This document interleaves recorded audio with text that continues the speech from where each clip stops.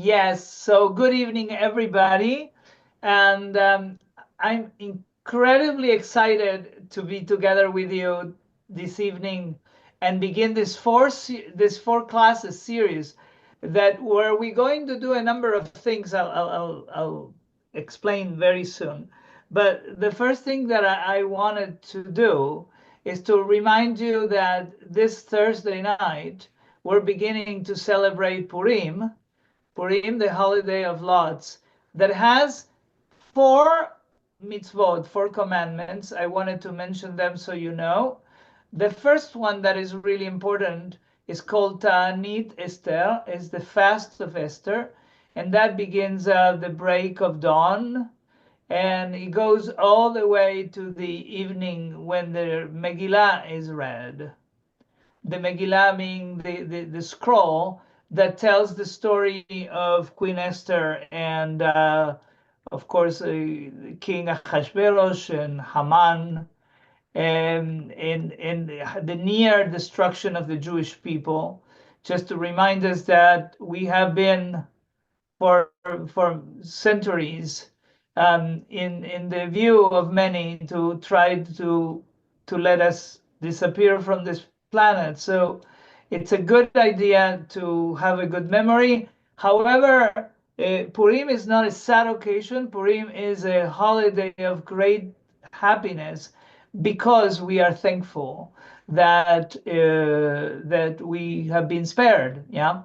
So I wanted to also tell you that during the time of the reading of the service, there is a Torah reading that speaks about three coins that are called the half shekel, that it is are given during the month of Adar, the month that we are celebrating, and these three half shekels were given at the Bet HaMikdash, the temple with a big T.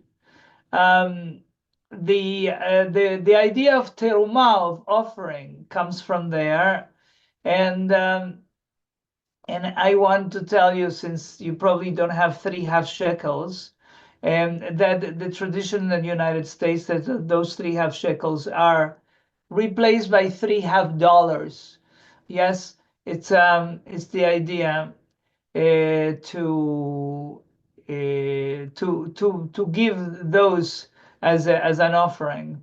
The immediate thing that also comes to mind is the reading of the scroll the Scroll of Esther, the Megillat Esther, and the idea is to, of course, publicize the miracle. And hopefully this year, I'm sure Richard is, as always, ready to celebrate with you. That the more the merrier. The principle in Hebrew is called Berovam Hadrat Melech. In the multitude of people is the king's glory, right? From the book of Proverbs, the idea is the more people that listen to that Megillah, to that scroll, the better it is. I wanted to also tell you that another of the mitzvot, another of the commandments is called Mishloach Manot. Mishloach Manot is the sending of edibles. We are all obligated to send on Purim Day at least 2 portions of foods to at least one other person, right? That it has to be, like I said, something edible, hopefully good things that people like. You can always buy from Christina. No, just kidding. So it's really important that we are able to share with others what we have been given. And then the next of the mitzvot is called Matanot Le'evyonim, gifts to the poor. The idea is to give to at least 2 people that are in need. Yes, and some of that can be money. But if you are already at Agudas Israel having the possibility of holding food, for instance, and taking it, and give it to people, not necessarily to an institution, but to specific people, that would be very meritorious. Of course, is at least 2 people, so you can try for more. We hope that we all are generous with those that have less than us. For that, the prophet Isaiah has a line in his book, in chapter 57, that it says that when a person gives to the poor, to the orphans, to the widows, that person resembles God, who is praised as reviving the spirit of the lowly and reviving those with crushed hearts. And quickly, the last of the mitzvot is called Purim Seudah, or Seudat Purim, the festive meal. The idea is to have a meal on to recite an afternoon service and then eat a meal together in celebration. So I wanted to just tell you, because this comes very, very specifically to our topic, which is Jewish rhythm, and especially the Jewish rhythm for Shabbat. One of the things that I think it's really, really critical, and the reason why I offer to give this this class, is because there is many times the misimpression that people have that services can only be run by clergy. And in many times, the impression is that it's clergy who needs to do everything, and we sometimes can and sometimes can't. So I want to say to you that that's not so, that religious services and Judaism actually belong to all of us. And the idea of being in community is of paramount importance. So do not ever minimize the importance of coming together, of gathering for services, for Shabbat, for Purim, for Pesach, for any of the particular holidays that we engage in. So one of the things that is important then for us is to see what are the elements of the service, what are the critical aspects that we need to know. Of course, what we're going to do for 4 weeks is minimal, but with the intention that you would be able to go out and continue reinforcing the teachings that we are having together. I wanted to also to mention something that has been since the pandemic with us. It doesn't look that it's going to go away. In fact, we are exercising it as we speak. I'm talking about Zoom. Zoom is it has been enormously helpful for all of us during the pandemic, and at some times, especially for those of us, God forbid, that are sick or unable to get to the synagogue, it has been able to connect us. But the problem is that, like, when you go to a good opera, or when you go even to a good show, or even a sports game, anyone that tells you that you can watch that on TV and it's going to have the same resonance, we all know that that's not true. So to be at the synagogue together, I'm thinking, for instance, of last Yom Kippur, when we concluded with Havdalah and we were all together. No one can tell you how profound that experience is. And no, unfortunately, my friends, Zoom cannot replace that. Yes, we can be in pajamas, we can have a cup of coffee, but it's not going to do the trick. I'm sorry. So I invite you very strongly to go back to that tradition that we had pre-pandemic and actively pursue to be together. I want to tell you one more thing about that I'm sure will resonate with you. Once during the pandemic, somebody lost um, a relative, and we were at the cemetery, and she asked me. She said, "Is it okay to say Kaddish, to have a minyan of 10 people on Zoom?" And I thought about it. It was the first time in my life that had come up. And somehow, this is what I said, and I hope that it resonates with you. I said, no, it's actually much more desirable that we have people around us. And she said, but why? Wouldn't be they there as well? Says, no, because who's going to hold your hand? Who's going to hold your hand? So I wanted to realize that when we are together, when we hear the voices of everyone, when we are coming to the ark, when we are standing, when we are sitting, when we read together from the Torah, there is nothing that replaces that but to be together in person.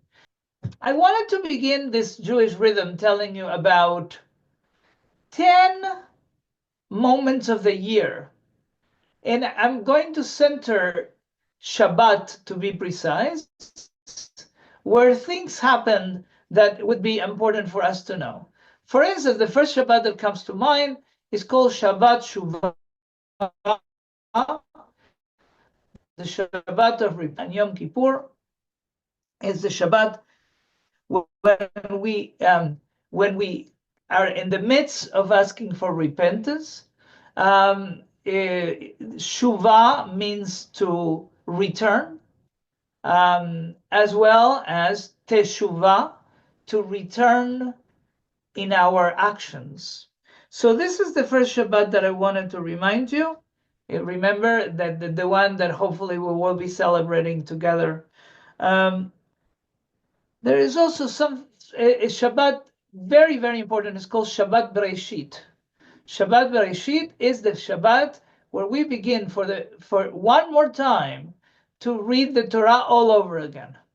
And it happens after the holiday of Simchat Torah, the rejoice of the Torah, where we finish reading the whole Torah and we come into the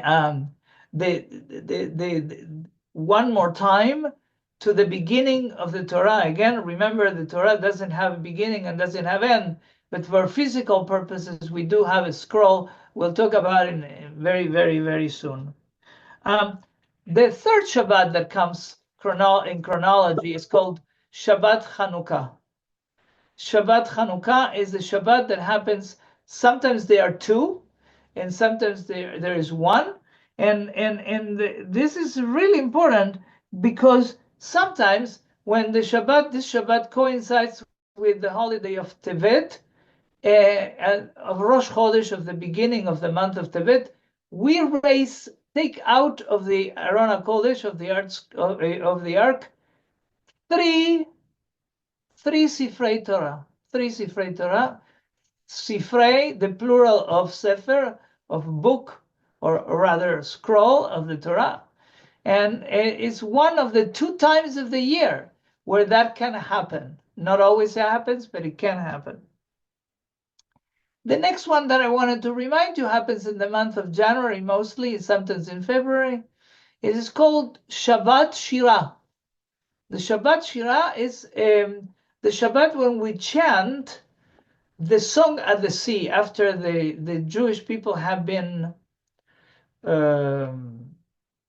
saved from Pharaoh in Egypt. And if you remember, at the time when they are crossing the Red Sea, the waters open for them and then collapse. And out of gratitude, Moshe, our teacher, and the children of Israel sing a song called the Shirah. And if you were, and I'm sure when you go to the synagogue, you're going to see, I'm sure Richard will show you, that when you open it, it is a beautiful poem in 3 parts, and it's a lovely thing to see. We have the Shabbat that precede the This holiday of Purim, we just had it, is called Shabbat Zachor, the Shabbat of remembrance, as we remember Amalek. Amalek being the people that embodied by Haman. And we say that we have to remember Amalek and we have to not forget, right? And then Shabbat Hagadol, the great Shabbat that precedes the holiday of Pesach, of Passover. This holiday, this Shabbat rather, is a very important Shabbat.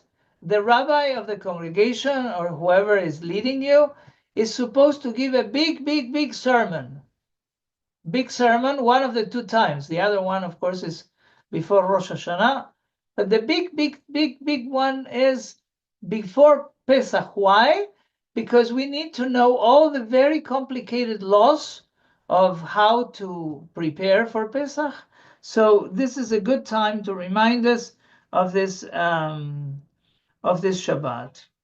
And then I wanted to also mention one Shabbat that happens a number of times of the year.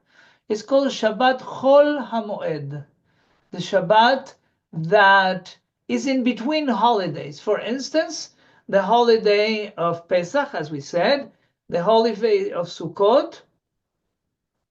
These are times where we have a Shabbat in between, and it's called Chol HaMoed, and adds an extra layer of festivity to it.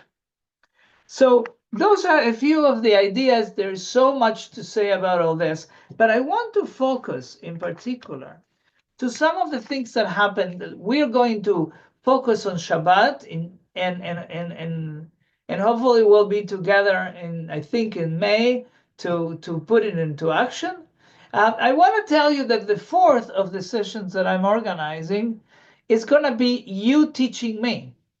In other words, we're going to choose different part of the services and we're going to be working them together so we are all prepared. So when you go to synagogue, to shul, you're able to feel increasingly more participative and also to be able to come to the Torah and to have an aliyah, all things that I will be explaining very soon. The first thing I want to tell you is that before we come to the ark, when we get to the synagogue, we are receiving, if we haven't picked it up ourselves or is not on our seats, I'm going to show it to you. A book like this, right? Everybody knows what that is? What is it? It has a Samach Dalet Vav Reish, and it's transliterated on the third line. Can you see? So this is called a Siddur.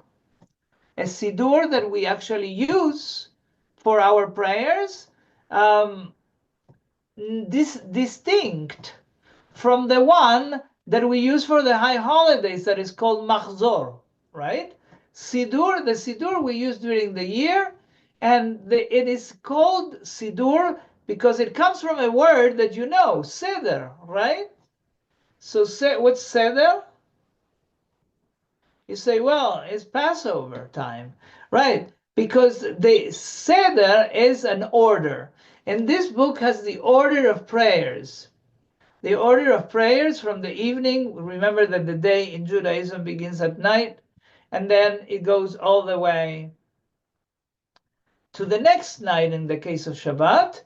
So we have all the prayers in this book. Once you get into that, you will never want to close it. This particular Siddur not only has the prayers, I'm going to open it in here, not only has the prayers in Hebrew and translated into English, but on the margins, it also has very interesting explanations. Sometimes explanations of the prayers, and sometimes extra poetry that can help you out in case that some of the prayers are a little arid for you, and you can get embedded into them, and to learn about it. So the first thing that I wanted to tell you is called Siddur. The second one that I wanted to show you, it's in our case also red,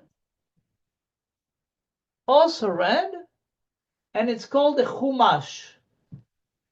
When do we use the Chumash? We use the Chumash when we actually reading from the Torah and the Haftarah. If Chumash comes from the word Chamesh, that means 5, and is, as you suspect, the 5 books of Moses, where we read from here again in Hebrew. It also has explanations, tells you about things that I'm sure you want to know about all things, and it also has the Haftarot, that there are the readings from the prophets. So those are things that are important. And then I have to say this because Purim is coming. Purim, the holiday of Purim, many of the things that you're going to find, the important is called in a scroll. So there is a book called the Sefer HaMegilot, the book of the scrolls of the times of the year where we actually have special readings to attend, like in the case of Purim, right? So in that case would be the book of Esther, right? So all those things are important. And then I wanted to tell you something about what we wear. So you probably see that I have a kippah, right? Yarmulke in Yiddish, that we cover our heads.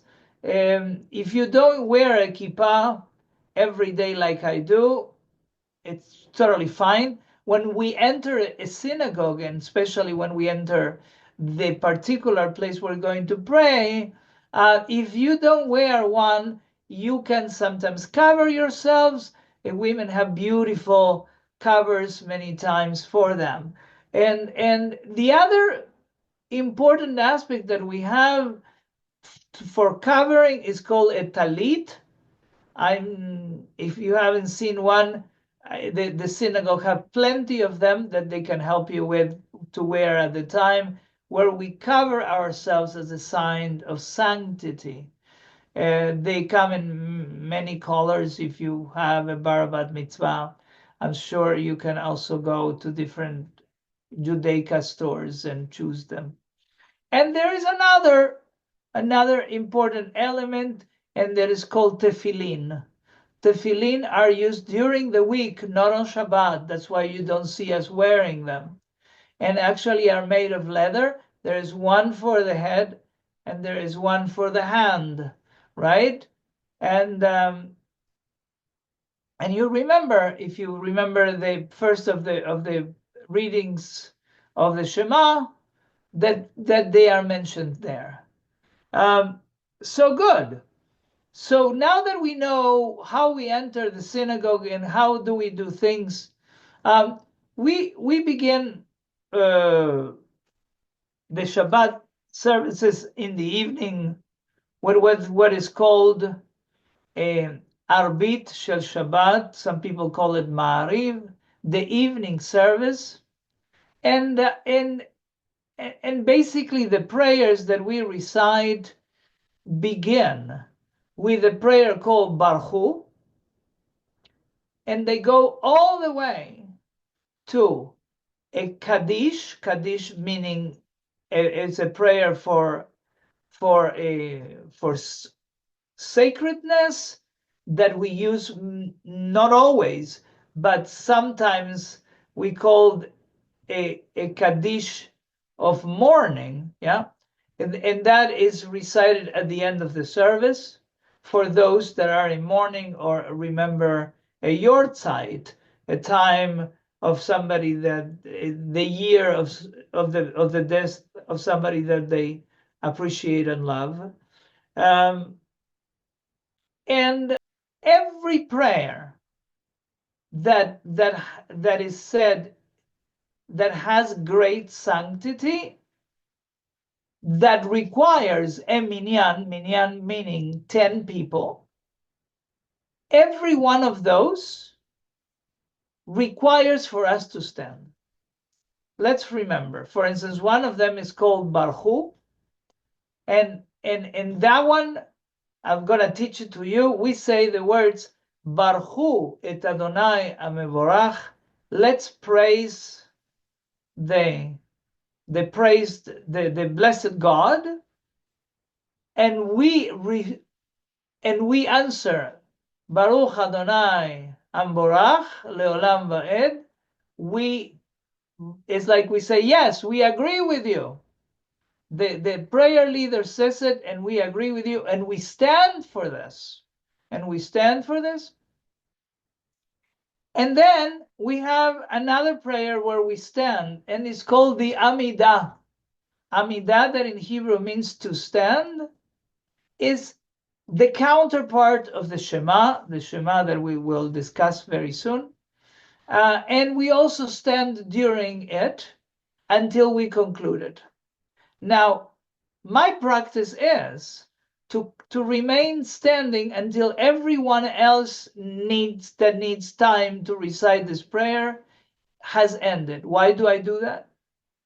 Because sometimes if you sit down, those that still, for the reasons that they may be, because they have maybe more concentration than I do, they take longer to actually recite it, feel that perhaps they are weird and they need to sit down. And so by standing, we give them the opportunity to finish that dialogue that they have with God. So again, the places like Baruch, we stand up, the Amidah, we stand up. Then there are prayers like the Kaddish that we stand up when is a divider of different sections of the service. And we ask also to stand up when the Torah is in movement. In other words, when we leave the Torah, when we parade it, we call that a hakafah, and we bring it together. And we can, of course, you remember that we are able to kiss it with our hands, some traditions with our mouth, with your talit, whatever it is. But then we are standing. Why are we standing? As a sign of respect, as a sign of what we call in Hebrew kavod, right? Honor, right? So those are the times that we stand. We also stand when the ark is open. When the ark is open. Now, I'm going to tell you something that is very interesting. And there is the Siddur. The Siddur is a book that tells you a lot of the things. And sometimes we don't read. Like, for instance, say that we are getting to the point where the ark is being open, right? How do you know that? Well, very good, because when you go, say, to the Torah service, and I'm going to go into that very soon, it says, when the Torah is taken out of the ark, we stand. You see, it's all in here. We just have to read it. It's all in here. And so the idea to stand is very prominent. There is another time on the Friday night service that we stand, and it's called the prayer Veshambru, that comes from the Torah, from the book of Exodus, that it says, Veshambru b'nei Israel et Shabbat. That is what is called the prayer of the day of Shabbat. And the time that the children of Israel have observed the Shabbat. Why do we do it? Beini uben b'nei Israel ot hi leolam, because the Shabbat is the moment, the time where we have a covenant with God. Why do I use the word covenant and not pact? Because a covenant is the kind of thing that is kind of indestructible. Like I see kids here, right? So kids, you know that sometimes we don't necessarily do what our parents tell us to do, right? Don't, not you. Not you. You will never disobey anything. But in case that ever happened, right? I am sure your parents don't say, you're not my kids anymore. Of course they would never say that. And you know it, and I know it, and your parents know it. They would say, hey, listen, you have to behave better. But they will never say, you're not my kids anymore. Because what they have is a love covenant with you. A pact means if I do something, you give me something. And if I don't do something, you don't give me anything. With God, that's not how it works. With God, we have a covenant. God is always there for us. We always have God close to us. Questions now. We talked about sitting, we talked about standing. We began to go over the Friday night service. Do you have any questions? Good. So let me go on a little bit and tell you that one of the things that it's important about the Friday night service, in fact, that we do it at Agudas Israel every Shabbat, and this is one of the reasons why to be there is so important, is because we light candles. Lighting candles, at least two, one to shamor et Yom HaShabbat, to remember, to observe the Shabbat, and one for zachor, to remember the Shabbat. So those are recited in advance to the Shabbat. So when we come to the synagogue or in our homes, we light candles. And there is another of the things. And by the way, what we say is something called a bracha. Who can tell me what a bracha is? You can unmute yourself and tell me. 10 points. You get 10 points. A blessing. No, Richard, you don't count. Okay. No, anyway, so a blessing, right? What does it mean by a blessing? It has the word bracha that comes from the word baruch, or blessed. Actually, it also comes from the word berech, which means knees. Why? Because many times when we say Baruch Ata Adonai, we actually bend, right? With the word Baruch and then Ata Adonai, and when we say Adonai, we stand up again. Yes? So the bracha, we have many, and the rabbis tell something extraordinary. They say that the more brachot, the plural of blessing, right? Blessings. The more blessings that we perform in the world, the better chance for us to find a world that is complete and whole and not broken. Yes, and not broken. And for that, I'm going to give you an example of something that happens in the book of Genesis, the book of Bereshit, the beginning of the Torah. So if you remember, the Torah begins with the creation of heaven and earth. Yes? And so it says, Bereshit bara Elohim, and so in the beginning, God created Hashamayim va'aretz, the heavens and the earth. Ve'aretz harta tov vavo, and the land was a mess. It was chaotic. And then it says, Vechoshech al pnei te'om, and there was darkness surrounding the entire place. What's problematic about this? very problematic. Because if you remember, God has not created anything yet, right? So how can it be that darkness is there? So the rabbis say that darkness is perennial. It never goes away. But in case that you feel depressed by this, don't. Because we have an antidote to it. And that is the Brachot. Every time we perform a blessing, we bring light to the world. How is that important? Because once we get light and more light and more light and more light, right?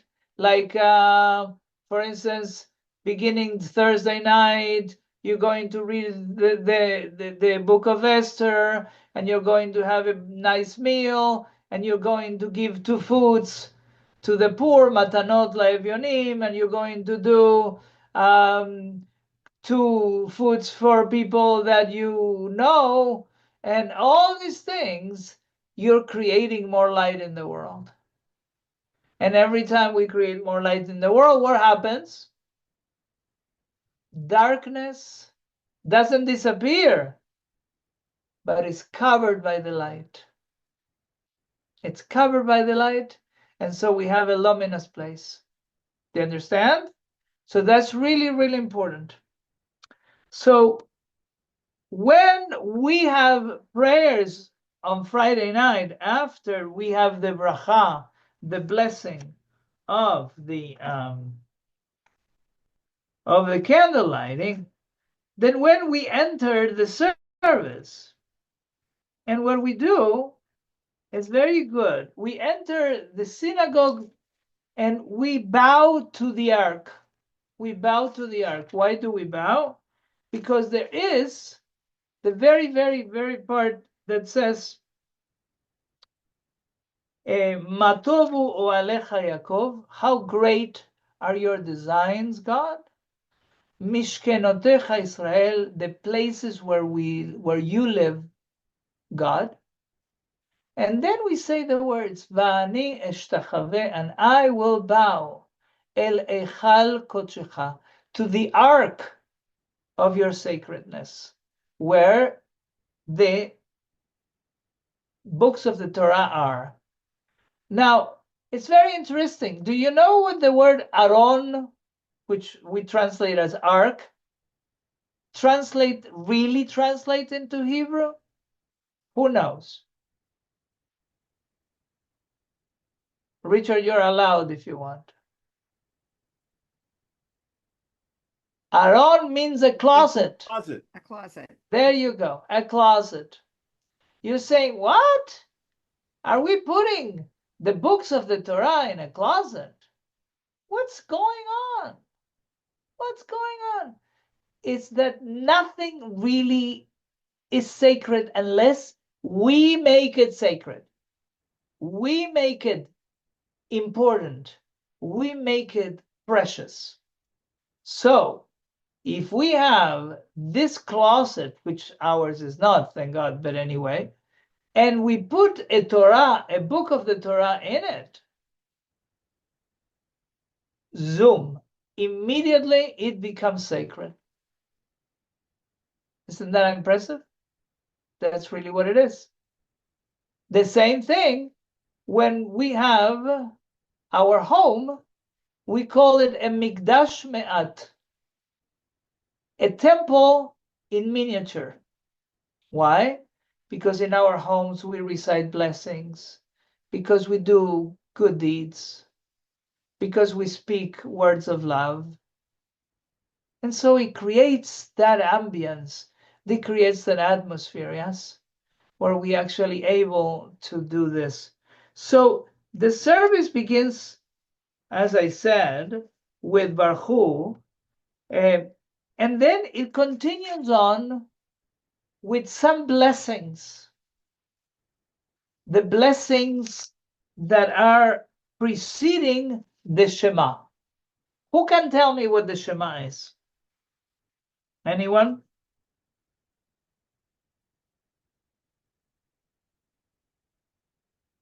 It's a book, it's a prayer, it's a toy.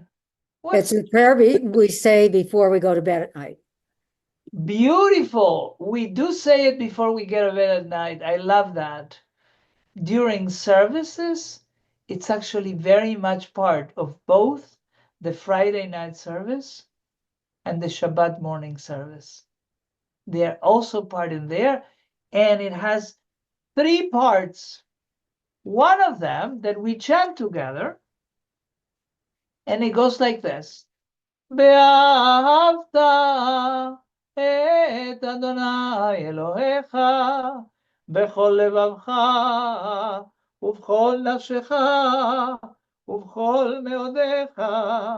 Sounds familiar to you? It does. It does. Is that a song? No, it's not a song. It's actually, those are the musical gestures, if you want, that we use for what? For the reading of the Torah. So when you see in the book of Deuteronomy of Devarim, the Shema on chapter 6, it's exactly what we're chanting. So guess what? When that Shabbat happens, right? You could go and say, I'm going to read from the Torah. Because you're going to be able to do it because you already know it. Richard, I think this year, when the Shema comes, we're going to divide the Shema and make sure that every one of our, 14 lovely people are able to read from the Torah because they already know it. They already know it. So the Shema has actually 3 parts. The first is the one that I mentioned. The second one is the one that talks about what happens to us. In Judaism, we talk about having the possibility of doing whatever we want, whatever we want. But we also know that our actions have consequences. For instance, I could drink as much as I want, right? But then I'm going to be drunk. It's not a good thing. So look at what we're doing with the world, right? So especially when I see our beautiful kids. What's happening? What are we doing?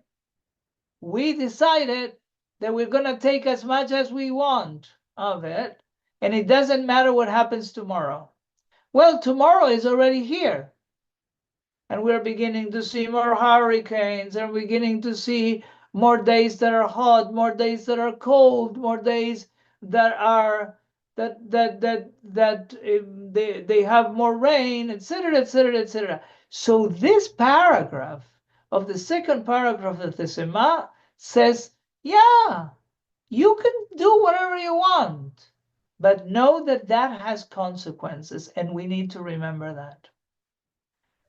And the third paragraph is the paragraph that says, that God said to Moses, speak to the people of Israel and instruct them in every generation to put, I didn't tell you this, the tzitzit.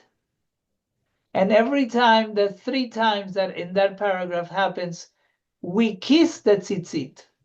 So what is a tzitzit? The tzitzit are the extremities of the talit. If you remember the talit, it has, I'm going to show it to you. It has a very, very thin, a beautiful, beautiful, beautiful silk that we hold in our hands when we recite the Shema. Yes? And so after that, as you might imagine, the service continues on very quickly to that prayer called the Amidah, the prayer where we actually stand to dialogue with God. What does it mean that?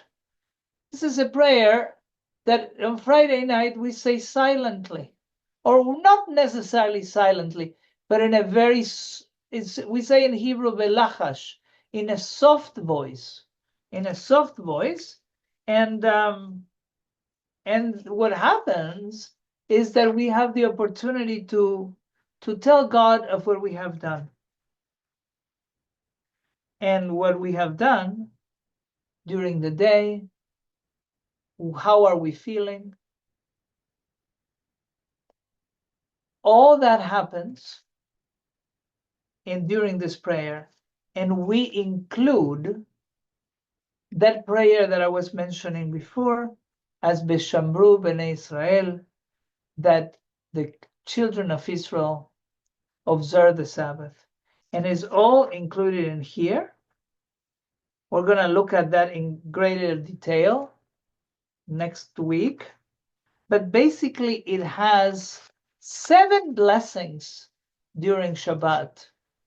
During the week, it has 19 brachot, 19 blessings. On Shabbat, it has 7. Why do you think that happens? Why less on Shabbat than in other days of the week? Well, for a very simple reason. Because on Shabbat, we do not ask for things. Now, it's interesting, though, that sometimes that Amidah includes some extra paragraphs that we don't say during the year. For instance, on Hanukkah, when we recite the Amidah, we recite a prayer called Al Nisim for all the miracles that we have experienced, right, during the holiday of Hanukkah. For Purim, we also say a special prayer that reminds us of the near destruction that we had and how we were saved. So all that happens, and then after we finished, we get to a prayer that the Siddur says we rise, and sometimes in some synagogues we also open the ark, and it's called Aleinu L'Shabeach La'adon Hakol. It's up to us to praise the Creator of the world. And we have this prayer that is actually, guess what? Is taken literally from the high holidays. And it became so popular that the rabbis decided to include it on every service. This is what it says. It is for us to praise the ruler of all, to acclaim the Creator who has not made us merely a nation, nor formed us as all earthly families. And then it continues on, and when it ends, remember when we said, V'nema v'haya Adonai, right? Bayom hahu.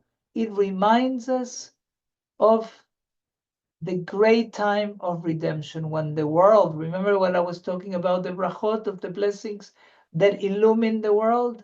So the rabbis say that day, Bayom ha'u, when we actually perform many blessings, not only just the 14 of us, but many more, when that happens, that day, there will be only one God for the entire world.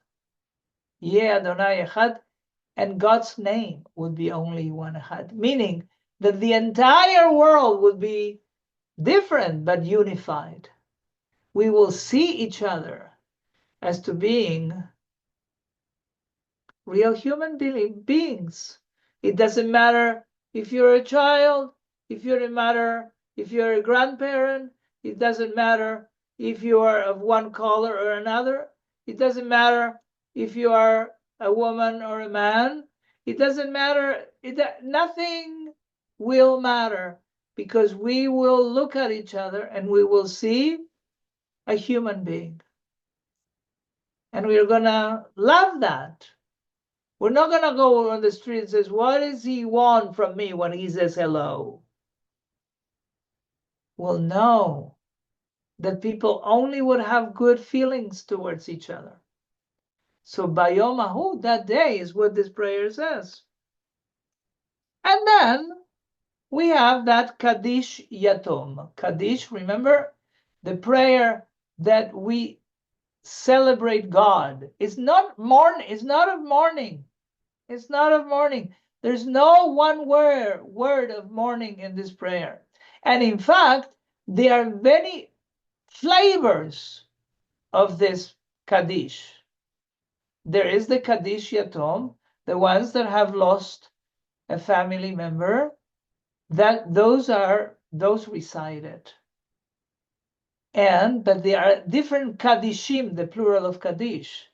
You can have a Kaddish de Rabbanan when you finish studying with a group of 10 people, you have finished studying an important subject.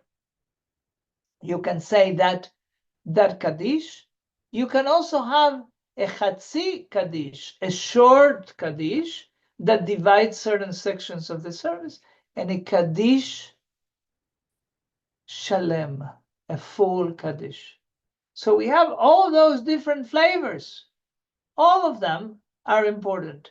This one that concludes the service is for those of us that arrived and feel vulnerable. We feel sad because we have lost somebody. So then what? Guess what? That's why the Kaddish needs to be said with a minyan, like I was telling you before, with 10 people. Because we don't want to feel alone. And when 10 people at least are with us, we'll feel that we are surrounded with love. And so the sadness that we are feeling for a person that is not here any longer in this earth is mitigated, is a little less. Because now we have people around us that can hold our hand, give us a hug, and make us feel that we are not alone, like I said. When the service finishes, we always finish with something called a piyut. A piyut is a poem. People during the centuries love to write poems, in this case in Hebrew. And we're going to look at a number of them during the sessions. We're going to look at a number of them, but many times they rhyme. They rhyme. Listen to it. Adon olam asher malach b'terem kol yetzir nivra le'et nasa v'chev sokol azai melech shemo nikra. You see how it rhymes? That's why it's called a poem. And we do poems, we read or we sing poems, because we already had this great mitzvah of praying together. Now we will also sing together. During the Friday night service, the service is introduced, before that, I didn't tell you this, for something called Kabbalat Shabbat, when we receive the Shabbat. And we receive it with a series of psalms. We receive it with a series of psalms. Psalms from the book of Tehillim. Psalms are also poems, according to tradition, that were created, that were composed by King David. Remember the King David, the famous King David. And one of them, it says, Shiru Ladonai, Shir Chadash, let's sing a new song to God. And then it says something that is very, very strange. It says, Shiru Ladonai, sing to God, Baruch Shemo, bless God's name. How do we bless God's name? How do we bless God? So the rabbis say that we bless God when we sing. That's what God wants us to do. And I want to conclude with something that may be really important for you to know. This week I had a student, she's a psychologist. She came to her lesson and she was very sad. She says, "Why are you sad?" She says, "Well, I have 2 clients that have lost their jobs. They work for the government, they used to work for the government, and they have lost their jobs." And she was crying, and I said, "Well, I'm sure that they can have jobs again." She says, "Yes, they could, but they were so willing to have a child, and now they decided that they won't." And they were very sad. And I said, "I tell you what, let's sing together." And we began to look for a piyut, for a poem. And we sang it together, and we learned it. And at the end of the lesson, she said, "You know, I feel better. I feel better." It's not that the sadness disappeared, but we added a little ray of light. So I'm going to stop right here, and I'm going to ask you if you have 2 things. First of all, following David's command, I want to make sure it's 5:30 beginning every other, the next 3 Mondays. It's a good thing, it's good for you. You can say yes, or you can give me a sign with Yes. a hand. Thumbs up. Yes. Is it good? Thumb up. How many? I can't see everybody. Let me see if I can put it like gather everybody in. How nice is that? Okay, so we're gonna do it from now on. 5:30. 5:30 is gonna be. Do you have any questions for me? Anything that you want to ask of what we have covered today? We're going to be covering Shabbat, the Shabbat morning service next week. Yes. Do you have a question? When we are supposed to be giving people to the 2 or more people, does it have to be money? No. Okay. No. It can be 2 pieces of food, like an apple and some raisins. It can be, yes, it can be a piece of fruit. It can be anything you like. Doesn't have to be money. Not at all. Actually, it's probably preferable that it's not money. Like if you give something to 2 poor people, to give them food is probably better. So they actually have something to eat. And you know why it's also better? Because you not only feel their tummies, you feel their soul, because they know that somebody remembered them. Thank you for asking that question. Yes. That was a very good question, I wanted to say. I love that question. Good question, Olivia. Yes. Any other questions you may have? I did want to mention that with this is being recorded, so if there are any classes that you cannot attend, you can definitely I'm with my sister. Do you hear the echo? No. Okay, no. Okay. So these classes will be recorded, so you can, if you want to go over them again, or you want to hear a certain part of it, it's going to be recorded. Christina is doing an amazing job as usual. And Christina is on, so she can give you more comments about this, but I just wanted everyone to know that don't be afraid if you're missing a class. We'd love to have you in person, just as Cantor Ramón said, that it's so good to see each other and feel like we're a part of this class together, even though we're in different locations. But if you need to go on a recorded session, please do, and don't feel bad about that. And save your questions for Cantor Ramón for the next week then, or I guess we could email too. Absolutely. Absolutely. You can email me anytime for anything that doesn't feel clear. Absolutely. Yes. And I want to tell you, next week we're going to begin looking at the Saturday morning service, and we're going to look at the blessings before and after going to the Torah, and we're going to look at also what is that we read and how do we read it, all that. And Debbie, do we have for sure the first Shabbat in May, or that is not? Christina, are you on? Yeah. I think that's the date we're gonna go with. I have to just final confirm with the caterer, but that sounds like that's gonna be the one. So May 2nd through the 3rd. It's the first Friday of May. Fantastic. So thank you, everybody. I love that kotel, the Western Wall. That's beautiful. Thank you, Deborah, for bringing it to us as a sign of inspiration. Together with that, what is this, Bonnie? Is it sunset or the sunrise? Or both? I'm not sure. Oh, okay.